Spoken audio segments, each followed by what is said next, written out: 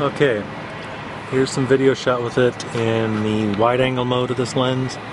As you can see, it's got some really good depth of field, has some really nice contrast on it, bright colors. Will say this, that the sound isn't the greatest, and let's see, will it automatically refocus?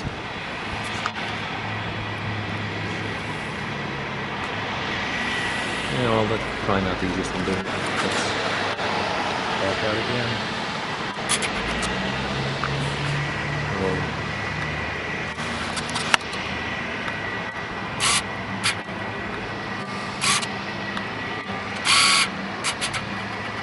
That's impressive. We can focus into a mirror. But at any rate, it's pretty good. It's not great, but it's high def. This is 1280 by 720. I can shoot it in 1080 if I want to. Just not my preference right here. This is with image stabilization on, and we'll turn it off. I don't think it makes any difference on the video, but image stabilization on the, if you're using a telephoto lens, definitely makes a nicer shot, but I don't notice it a whole lot when I've never played with it. But at any rate, I think it's a really impressive camera for the money. And get a couple more shots here. Okay, this is my second time shooting it with the video with this telephoto lens. I was trying to handhold it before, but even at only 75 millimeters, this just got to be too wobbly, let alone when I was pushing out to 300 millimeters and some other stuff. It was just unusable. So I wanted to give you what it looks like with the 75 millimeter lens video and with the tripod. It's definitely nice. Gorgeous color. Now granted, this is a relatively inexpensive lens, so it's not going to be super crisp and have the best depth of field or as fast, but for video purposes I think it's more than adequate. And now to show the time, again, this is at 75 and we'll push all the way out to 300.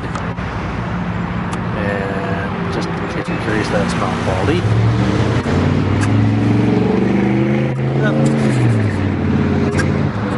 And of course it's unable to focus out that far, so do that manually. Okay, one of the things I mentioned is the various resolutions that this shoots in.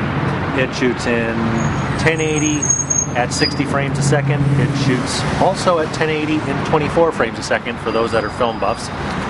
It has 720p, it has 640 by 480, and also has another interesting function, which is 640 by 480, but instead of actually just reducing the number of pixels but taking the entire screenshot you see here, it actually takes the center 640 by 480, so in essence you're actually getting a zoom on it. It might be possible to do it without leaving the let's see if I can try it here. Oh no, I actually will have to quit filming, change the settings and switch over, but it's interesting. And what I will do is I will actually take a shot of that same hill up there just to show you what I'm talking about. I'll talk to you in a second. And we're back. Okay, I've now got the lens, or the resolution changed. And again, here is Mount Baldy. I'm not totally sure that's totally focused or not. But this is actually at 75 millimeters. Let's see if we can get over that one hill over there. Take a look at the radio towers. Okay, here we are pushing all the way out to 300. And you can see that even though it's not actually magnifying at all, it's basically like just taking a really high resolution photograph, cropping out all the other pixels so that you end up with a fairly high resolution. Let's see if I can get that in focus a little better. Of course, that's about as good as it gets, but to give you an idea, the one review I listened to said that this is effectively a 7x zoom on top of just being, I think, a regular, I think it's 300 millimeters zoom is about 6 times already. So at any rate, just wanted to give you a little bit heads up on that. It's another interesting little trick that this thing can do. And now we'll go on to taking a look at some of the actual photographs, not just the video. Okay, and here we are. So just to summarize, the functionality of the camera is pretty much dead on what you had from either the T2i if you had that, the T1i, pardon me, Or if you had a Rebel XT, it's very similar to that.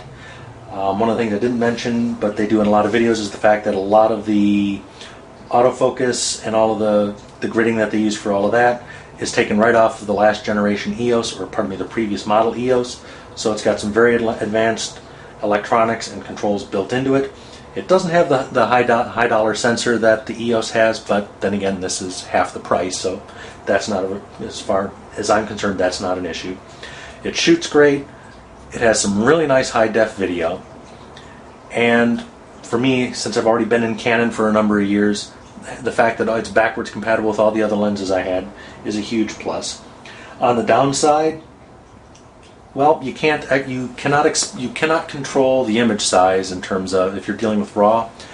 It's you get an 18 megabyte you get an 18 megabyte picture whether you like it or not. There is some adjustability on that. You can, if you're shooting JPEGs, you can shoot lower res, but that's not that big of a deal because I tend to shoot in JPEGs anyways. The video quality is outstanding. It's not quite as user-friendly as I would have liked, but it's still nice. The sound issue is there. There's a workaround, which some other folks can talk about, where you have to use a splitter to get and use an external microphone. But again, I don't think the noise on it is really that big of a deal. I'm not a professional videographer. What ends up being an effective zoom on it in the video mode is really, really cool. Would I buy this if I didn't already have a little bit of Canon experience and other Canon lenses? I don't know. It would be a real tough choice between this and one of the Nikons. I think it's the Nikon 3000. That prosumer, or whatever you want to call it, this little niche. It's a fantastic camera. You can get a good deal on it right now. I'm really happy with it, but you have to see what your own feelings are on it. But I'd give it a 7 or 8 out of 10, and probably the only way to get to a 10 out of 10 would probably be to spend $500 to $1,000 more on just the camera body, and I'm not willing to do that. So in the price range, I'd say it's probably a 9. I mean, I'm really happy with it. Again, the whole aspect of the memory cards, that it is really, really sensitive to what speed memory card, that was an unexpected gotcha, but live and learn. The one thing to consider though is a little 16 gig, this is a class 4 card, this runs about $30 to $40. This class 10 8 gig ran $70. Now I'm buying SanDisk, so I'm buying them, and I also bought it at Best Buy. I didn't go online to search for it. But memory and the cards you choose could make a difference. I don't think you need to go to the class 10, but a class 6 is absolutely mandatory, and that's still, I believe, $45 for an 8 gig card. So that's the one big bugaboo I'd warn you about. But other than that, really, it's a great machine. So hope you enjoy it.